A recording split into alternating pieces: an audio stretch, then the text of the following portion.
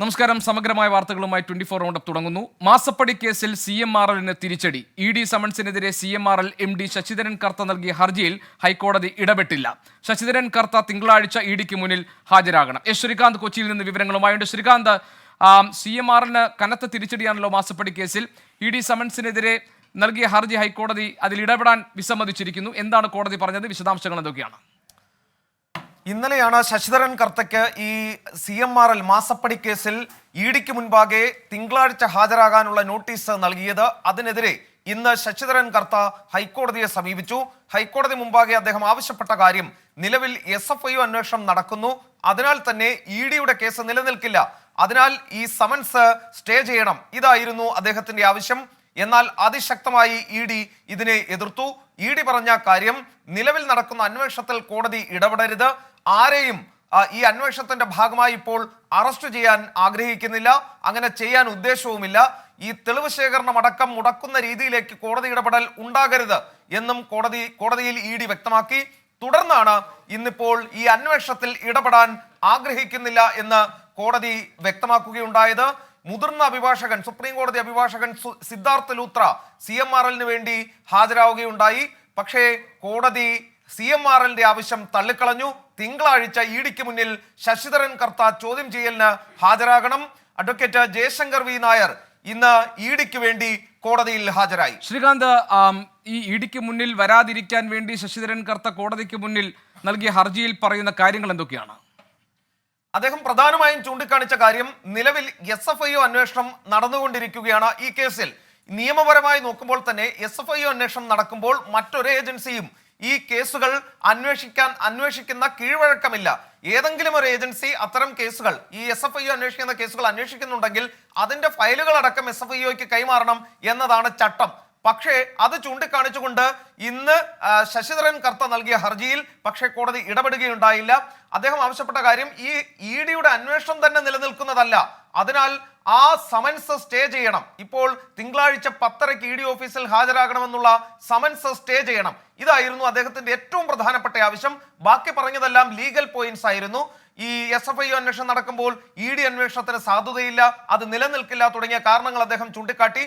പക്ഷേ ED പറഞ്ഞത്, എന്തുകൊണ്ട് ഈ കേസ് നിലനിൽക്കും എന്നുള്ളത് ബോധിപ്പിക്കാൻ ഞങ്ങൾക്ക് സമയം തരണം, അത് കൗണ്ടർ അഫിഡവിറ്റായി എതിർ സത്യവാങ്മൂലമായി സമർപ്പിക്കാൻ ഞങ്ങൾ തയ്യാറാണ്, അതുവരെ കോടതി ഈ വിഷയത്തിൽ ഇടപെടരുത്, ശശിധരൻ കർത്തയോ മറ്റാരെയെങ്കിലുമോ ഈ കേസുമായി ബന്ധപ്പെട്ട് അറസ്റ്റ് ചെയ്യാൻ നിലവിൽ തങ്ങൾ ആഗ്രഹിക്കുന്നില്ല എന്ന് ED മറുപടിയും കൊടുത്തു.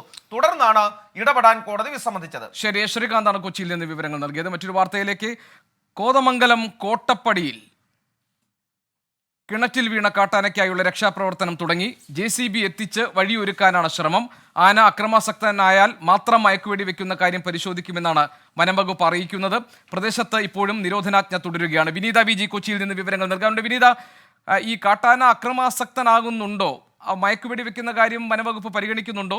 എങ്ങനെയാണ് പുറത്തേക്കുള്ള വഴി ഒരുക്കാനുള്ള ശ്രമങ്ങൾ ഇപ്പോൾ പുരോഗമിക്കുന്നത്? ഗോപികൃഷ്ണൻ, ആവശ്യമെങ്കിൽ മാത്രം മയക്കുവെടി വെച്ചാൽ മതി എന്നൊരു തീരുമാനത്തിലേക്കാണ് എത്തിയിരിക്കുന്നത്. നമുക്കിപ്പോൾ ദൃശ്യങ്ങളിൽ കാണാൻ കഴിയുന്നത് പോലെ തന്നെ ആ ഒരു മേഖലയിലേക്ക് JCB എത്തിച്ചിട്ടുണ്ട്. ആദ്യഘട്ടത്തിൽ അവിടെ JCB എത്തിക്കുക എന്നുള്ളത് വലിയൊരു ദൗത്യമായിരുന്നു. കാരണം ആ സമീപ പ്രദേശത്തേക്കുള്ള കൃഷിയിടമാണ്. അവിടെ ഉടമയുടെ ഒരു ആവശ്യം കൂടി ഉണ്ടായിരുന്നു. നഷ്ടപരിഹാരം ഉൾപ്പെടെയുള്ള കാര്യങ്ങളിൽ ഉറപ്പ് നൽകിയാൽ മാത്രമേ JCB അതിലേക്ക് കൂടി കടത്തിവിടാൻ കഴിയുകയുള്ളൂ എന്നാണ് അദ്ദേഹം മറുപടി നൽകിയിരുന്നത്. ഇതിനെ തുടർന്ന് പിന്നീട് ഉദ്യോഗസ്ഥർ അദ്ദേഹവുമായൊക്കെ തന്നെ ചർച്ച നടത്തുകയും അദ്ദേഹത്തിന് നഷ്ടപരിഹാരം നൽകാമെന്ന് ഉറപ്പ് നൽകുകയും ചെയ്തു. അതിന് പിന്നാലെയാണ് ഇപ്പോൾ JCB എത്തിച്ചിരിക്കുന്നത്. നമുക്ക് ആ ദൃശ്യങ്ങളിൽ കാണാൻ കഴിയുന്നത് പോലെ ആ JCB നിൽക്കുന്നതിന്റെ നേരെ താഴ്വശത്തേക്കാണ് ഈ കിണറുള്ളത്. ആ കിണറ്റിലാണ് ആനയുള്ളത്. ആന ഇപ്പോഴും അങ്ങനെ ഒരു അക്രമാസക്തനോ അല്ലെങ്കിൽ അത്തരത്തിലേക്കുള്ള പ്രശ്നവും ഒന്നും തന്നെ ഇല്ല. ആന ഇപ്പോഴും ശാന്തനായി തന്നെയാണ് ഉള്ളത്. പക്ഷേ ആന ക്ഷീണിതനാണെന്നാണ് വനംവകുപ്പ് ഉദ്യോഗസ്ഥരൊക്കെ തന്നെ അറിയിച്ചിട്ടുള്ളത്. ഏതാണ്ട് 10 മണിക്കൂർ പിന്നിട്ടിരിക്കുന്നു. ആന ഇപ്പോഴും ആ കിണറ്റിൽ തന്നെയാണ് ഉള്ളത്. രാത്രിയോടുകൂടിയാണ് ആന കിണറ്റിലേക്ക് വീഴുന്നത്. ഒപ്പം തന്നെ പിന്നീട് ഉദ്യോഗസ്ഥരൊക്കെ ഇവിടെ എത്തിയെങ്കിലും ആന ഇനിയും പുറത്തേക്ക് എത്തിക്കാൻ കഴിഞ്ഞിട്ടില്ല. ഇതിനിടയിൽ സ്വയം പുറത്തേക്ക് ഇറങ്ങുന്നതിന് വേണ്ടിയിട്ടുള്ള ഒരു പരാക്രമമൊക്കെ തന്നെ ഈ ആന നടത്തിയിരുന്നു. അതിന്റെ ഒരു ഫലമെന്ന രീതിയിൽ ഈ ഒരു ഭാഗത്തേക്ക്, അതായത് നമുക്ക് ഈ കാണുന്ന ഈ കിണറിന്റെ ഒരു ഭാഗത്തേക്ക്, അത് മൺകട്ടയാണ്, ആ മൺകട്ടയിൽ ഏതാണ്ട് ഒരു 40% ആന കൂടുതൽ ശക്തമായി കൊമ്പ് കൊണ്ടൊക്കെ ഇടിച്ചത് കാരണം അത് ഇളകിയിട്ടുണ്ട്. പക്ഷെ അതിന് മറുവശത്തേക്കൊക്കെ ഉള്ളത് തന്നെ ഈ കല്ലാണ്. അപ്പോൾ വളരെ പെട്ടെന്ന് അത് അത്ര ഈസിയായി അതിന് പുറത്തേക്ക് കടക്കുക എന്നുള്ളത് പ്രയാസമാണ്. അതുകൊണ്ട് തന്നെയാണ് ഇപ്പോൾ JCB ആ ഭാഗത്തേക്ക് എത്തിച്ചിരിക്കുകയാണ്. ഒപ്പം തന്നെ മറുവശത്തുള്ള മണ്ണ് അത് നീക്കം ചെയ്തിരിക്കുന്നു. ഒരുപക്ഷെ ആനയ്ക്ക് പുറത്തേക്ക് ഇറങ്ങുകയാണ് എങ്കിൽ അതുവഴി പോകുന്നതിന് മറ്റുമുള്ള ഒരു വഴി ഒരുക്കുന്നതാണ് എന്നാണ് നമുക്ക് ഈ ഘട്ടത്തിൽ മനസ്സിലാക്കാൻ കഴിയുന്നത്. പ്രദേശവാസികൾക്കൊക്കെ തന്നെ കൃത്യമായിട്ടുള്ള നിർദ്ദേശം നൽകിയിട്ടുണ്ട്. 144 പ്രഖ്യാപിച്ചിരിക്കുകയാണ്. ഈ 4 വാർഡുകളിലായാണ് 144 പ്രഖ്യാപിച്ചിട്ടുള്ളത്. ഒപ്പം തന്നെ പുറത്തിറങ്ങുന്ന ആളുകൾക്ക്, പ്രദേശവാസികളോടൊക്കെ തന്നെ പോലീസ് എത്തി അവരോട് വീട്ടിലേക്ക് കയറണമെന്നൊക്കെയുള്ള ചില നിർദ്ദേശങ്ങൾ കൂടി നൽകുകയാണ്. അവരെ സംബന്ധിച്ചിടത്തോളം അവരുടെ ചില ആശങ്കകൾ ഉൾപ്പെടെയുള്ള കാര്യങ്ങൾ അവർ നേരത്തെ തന്നെ അത് പറഞ്ഞിട്ടുണ്ടായിരുന്നു. ഇങ്ങനെ ഈ കിണറിൽ നിന്നുള്ള വെള്ളമാണ് പലരും ഉപയോഗിക്കുന്നത്. ഏതാണ്ട് 25ഓളം കുടുംബങ്ങൾ അതിനെ ആശ്രയിക്കുന്നുണ്ട്. അതുകൊണ്ട് തന്നെ ഈ കിണറിൽ നിന്ന് ആനയെ രക്ഷപ്പെടുത്തിയാൽ പിന്നീട് അത് ശുചീകരിക്കുന്നതിനും മറ്റുമുള്ള നടപടിക്രമങ്ങൾ അത് ഉത്തരവാദിത്തം അധികൃതർക്ക് ഉണ്ടാകണം. ഒപ്പം തന്നെ അതിനായിട്ടുള്ള ഫണ്ട് അനുവദിക്കണം ഉൾപ്പെടെയുള്ള കാര്യങ്ങളൊക്കെയാണ് അവർ മുന്നോട്ട് വെച്ചിട്ടുണ്ടായിരുന്നത്. ആ കാര്യങ്ങളിലെല്ലാം കൃത്യമായിട്ടുള്ള ചില ചർച്ചകൾ നടത്തിയിരുന്നു. അതിനുശേഷമാണ് ഇപ്പോൾ ഈ ഒരു തീരുമാനത്തിലേക്ക് എത്തിയിരിക്കുന്നത്. ഒരുപക്ഷെ ആന അക്രമാസക്തനാവുകയാണ് എങ്കിൽ മാത്രം, അതായത് സ്ഥിതിഗതികൾ കൂടുതൽ രൂക്ഷമാണ് എങ്കിൽ മാത്രം മയക്കുവെടിയിലേക്ക് സാഹചര്യം എന്താണ്? ഇപ്പോൾ ഈ രക്ഷാപ്രവർത്തനം തുടങ്ങിയിട്ടുണ്ടല്ലോ, JCB എത്തിച്ചു കഴിഞ്ഞാൽ ആനയെ വഴിയൊരുക്കാൻ കഴിയും എന്ന പ്രതീക്ഷയിലാണോ ഇപ്പോഴുള്ളത്? അതല്ല മയക്കുവെടി വെക്കേണ്ട സാഹചര്യം ഉണ്ടാകുമോ നിലവിൽ? തീർച്ചയായും നമുക്ക് ഇപ്പോൾ മനസ്സിലാക്കാൻ കഴിയുന്നത് ഒരു വഴി ഒരുക്കിക്കൊണ്ട് ആനയെ പുറത്തേക്ക് എത്തിക്കുക എന്നുള്ളത് തന്നെയാണ് നമുക്ക് മനസ്സിലാക്കാൻ കഴിയുന്നത്. ഒരുപക്ഷെ മയക്കുവെടിയിലേക്ക് പോകാനുള്ള ഒരു സാധ്യത നിലവിലില്ല എന്ന് കൂടി മനസ്സിലാക്കാൻ കഴിയുന്നുണ്ട്. അതുകൊണ്ട് തന്നെയാണ് ഇപ്പോൾ JCB ഉൾപ്പെടെ ഇവിടെ കൊണ്ടുവന്നിട്ടുണ്ട്. ഒരു വഴി ഒരുക്കി ആനയെ പുറത്തേക്ക് എത്തിക്കുന്നതിനുള്ള ഒരു ശ്രമമാണ് ഈ ഘട്ടത്തിൽ. ഇപ്പോൾ ഇവിടെ ആന പരാക്രമിയാണോ? അവിടെ പരാക്രമം കാണിക്കുന്നുണ്ടോ അതോ എന്താണ് ഇപ്പോഴവിടുത്തെ അവസ്ഥ? ഗോപി, ആന ഇപ്പോൾ ശാന്തനാണ്. ഇടയ്ക്ക് കിണറിൽ നിന്ന് ചില ശബ്ദങ്ങളൊക്കെ തന്നെ പുറത്തേക്ക് വിടുന്നുണ്ട്. അത് ചില ചിഹ്നവിളിയൊക്കെ നടത്തുന്നുണ്ട്. പക്ഷേ എങ്കിൽ പോലും അത് ശാന്തനായി തന്നെയാണ് ഉള്ളത്. ഇടയ്ക്ക് രാവിലെയൊക്കെ ഒന്ന് പുറത്തേക്ക് ഇറങ്ങുന്നതിനും മറ്റുമായിട്ടുള്ളൊരു ശ്രമം കൊമ്പന്റെ ഭാഗത്തു നിന്നുണ്ടായിരുന്നു. അതിന്റെ ഫലമെന്ന രീതിയിൽ നേരത്തെ സൂചിപ്പിച്ചതുപോലെ ആ ഒരു മൺകട്ടയുടെ ഏതാണ്ട് പകുതിയോളം അത് ഇടിച്ചിട്ടു. തലയ്ക്കും ഒപ്പം തന്നെ പുറത്തൊക്കെ ചെറിയ രീതിയിലേക്കുള്ള പരിക്കുകളുണ്ട്. പക്ഷേ ആരോഗ്യനിലയിൽ ആശങ്കപ്പെടേണ്ട ഒരു സാഹചര്യമൊന്നും നിലവിലില്ല. അതിൽ ഏറ്റവും ആശ്വാസകരം എന്ന് പറയുന്നത് കിണറിൽ വലിയ തോതിൽ വെള്ളം ഇല്ലാത്ത കിണറാണ്. അതുകൊണ്ട് തന്നെ മുട്ടിന് താഴെ മാത്രമാണ് വെള്ളമുള്ളത്. ഇടയ്ക്ക് അത് വെള്ളത്തിലേക്ക് ഇറങ്ങുന്നു, ഒരല്പം വിശ്രമിക്കുന്നു, വീണ്ടും ആന ഇടിച്ച ആ ഭാഗത്തേക്ക് വീണ്ടും വരുന്നു. കൂടുതൽ ശക്തമായി ആ ഭാഗത്തേക്ക് ഇടിച്ച് പുറത്തേക്ക് കടക്കുന്നതിനുള്ള ആനയുടെ ശ്രമങ്ങൾ അതിനുള്ളിൽ തന്നെ നടത്തുകയാണ്. ഇപ്പോൾ ആ ഭാഗത്തേക്ക് കടക്കാൻ മാധ്യമപ്രവർത്തകർക്കും അനുവാദമില്ല. നമ്മൾ ആ കിണറിന്റെ മറുവശത്തേക്ക് മാറി നിൽക്കുകയാണ്. സുരക്ഷാ ക്രമീകരണങ്ങളുടെ ഭാഗമായിട്ടാണ് ഇതെന്നാണ് പോലീസൊക്കെ അറിയിച്ചിട്ടുള്ളത്. ശരി വിനീത, കോതമംഗലം കോട്ടപ്പടിയിലാണ് കിണറ്റിൽ വീണ കാട്ടാനയ്ക്ക് പുറത്തെടുക്കാൻ വേണ്ടിയുള്ള രക്ഷാപ്രവർത്തനം ഇപ്പോൾ തുടങ്ങിയിരിക്കുന്നത്. JCB എത്തിച്ച് വഴിയൊരുക്കാനാണ് ശ്രമം നടത്തുന്നത്.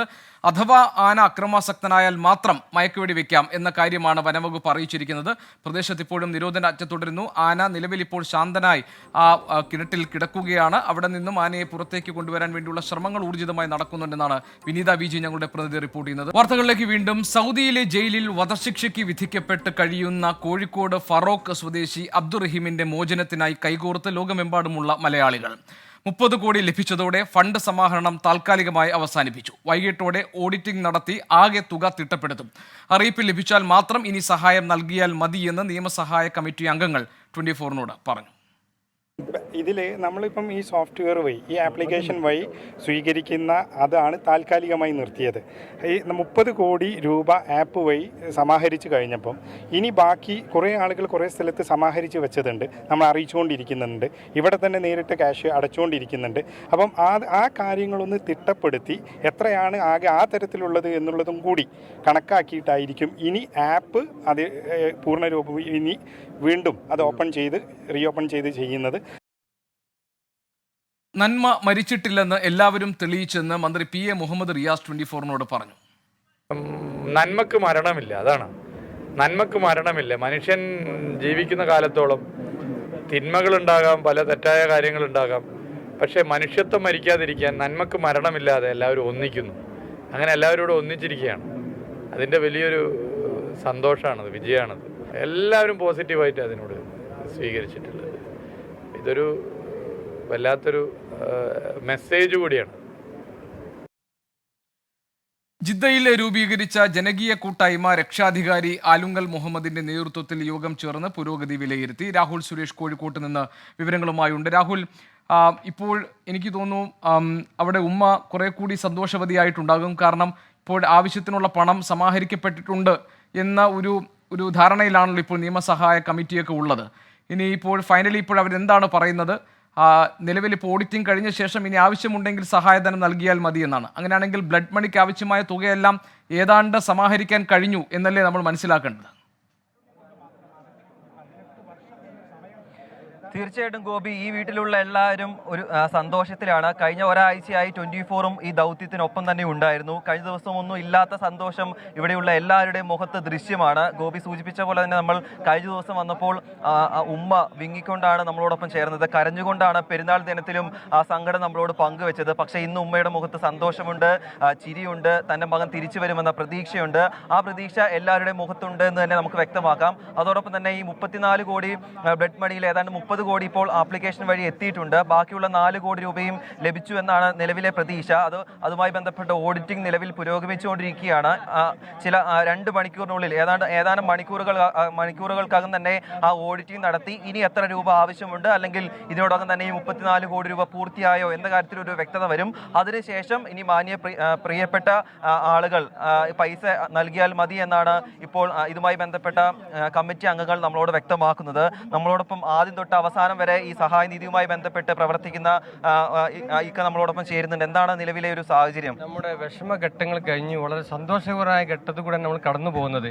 ഇതിൽ സഹകരിച്ച എല്ലാവർക്കും വളരെ സന്തോഷപരമായ നന്ദി രേഖപ്പെടുത്തുകയാണ്. നമുക്ക് എത്രയും പെട്ടെന്ന് റഹീമിനെ നാട്ടിലെത്തിക്കാൻ സഹായിച്ച എല്ലാവർക്കും ഒരുപാട് നന്ദി രേഖപ്പെടുത്തുകയാണ്. ഞങ്ങൾക്ക് ഓഡിറ്റിംഗ് നടന്നുകൊണ്ടിരിക്കുകയാണ്. ഓഡിറ്റിംഗ് കഴിഞ്ഞാലേ ഇനി എത്ര ഫണ്ടിൻ്റെ ഷോർട്ട് എന്തുണ്ടെന്ന് അറിയാൻ പറ്റുള്ളൂ. എങ്കിലും നമുക്ക് വലിയൊരു പ്രശ്നങ്ങളൊന്നും ഇല്ലാത്ത രീതിയിലാണ് എല്ലാ കാര്യങ്ങളും നടന്നു പോകുന്നത്. വളരെ സന്തോഷം, എല്ലാവർക്കും വളരെ നന്ദി. എല്ലാവർക്കും എല്ലാ നിലക്കും നമ്മൾ വളരെ ഹാപ്പിയിലാണ് ഇന്നത്തെ ഒരു ദിവസം. ഫണ്ട് എല്ലാം ഫോളോ ആയിട്ട് അൺലിമിറ്റഡ് ആയിട്ട് തന്നെ നമ്മളെ അക്കൗണ്ട്സ് കയറിക്കൊണ്ടിരിക്കുകയാണ്. അതുകൊണ്ടാണ് ഞങ്ങൾ അക്കൗണ്ട് ഇപ്പം നാളെയും മറ്റന്നാളും ഞാൻ ബാങ്ക് ലീവ് ആയതുകൊണ്ട് ഞങ്ങൾക്ക് 16-ാം തീയതിയാണ് ഞങ്ങളെ ലാസ്റ്റ് ഡേറ്റ്. 15-ാം തീയതി ഞങ്ങൾക്ക് ക്യാഷ് സൗദിയിൽ എത്തിക്കേണ്ടതുണ്ട്. അതാണ് എത്രയും പെട്ടെന്നായിട്ട് ഓഡിറ്റിംഗ് നടത്തുന്നതും. അപ്പോൾ അതിൻ്റെ അടിസ്ഥാനത്തിൽ തന്നെ നമുക്ക് ഇന്ന് ഇപ്പോൾ എല്ലാ അക്കൗണ്ടും താൽക്കാലികമായിട്ട് സ്റ്റോപ്പാണ്. അക്കൗണ്ട് നടക്കുന്നുണ്ട്, ഓഡിറ്റിംഗ് നടക്കുന്നുണ്ട്. എന്തായാലും വളരെ സന്തോഷപരമായ നിമിഷങ്ങളാണ് കടന്നു പോകുന്നത്.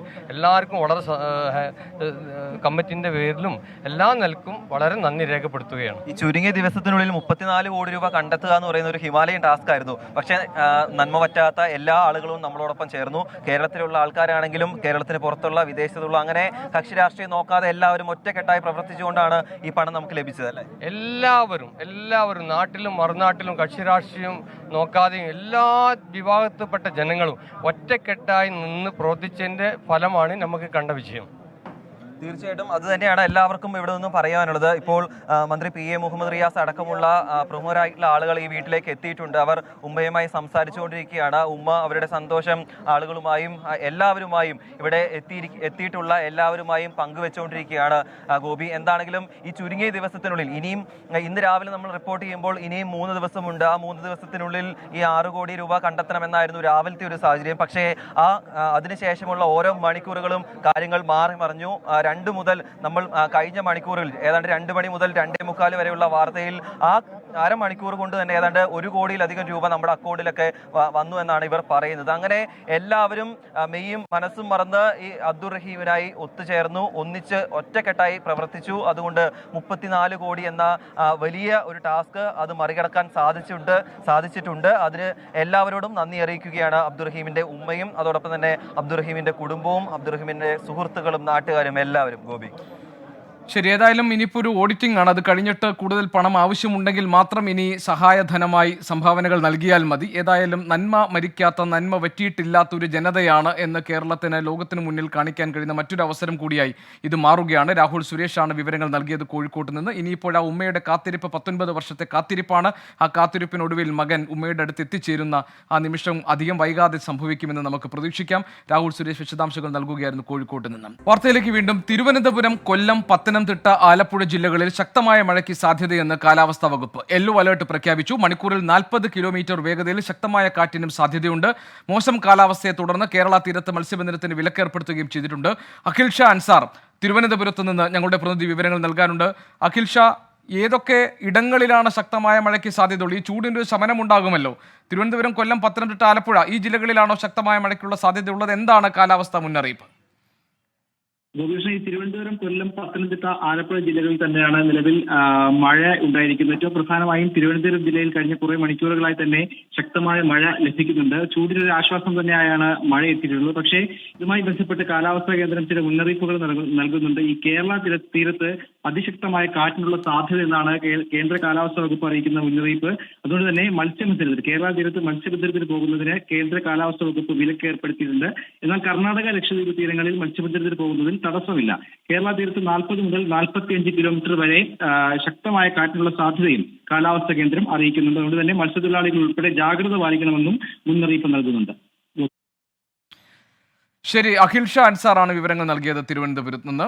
പാരീസ് ഒളിമ്പിക്സിൽ ഇന്ത്യൻ സംഘത്തെ നയിക്കാനുള്ള ചുമതലയിൽ നിന്ന് ബോക്സിംഗ് താരം മേരി കോം ഒഴിഞ്ഞു. വ്യക്തിപരമായ കാരണങ്ങളാലാണ് പിന്മാറ്റം എന്നാണ് മേരി കോം നൽകുന്ന വിശദീകരണം. ഇന്ത്യൻ ഒളിമ്പിക് അസോസിയേഷൻ എക്സിക്യൂട്ടീവ് കമ്മിറ്റിയിലെ ഭിന്നതയാണ് പിന്മാറ്റത്തിന് പിന്നിൽ എന്ന സംശയവും ഉയരുന്നുണ്ട്. 24 റൗണ്ടപ്പ് ഇവിടെ പൂർത്തിയാവുകയാണ്.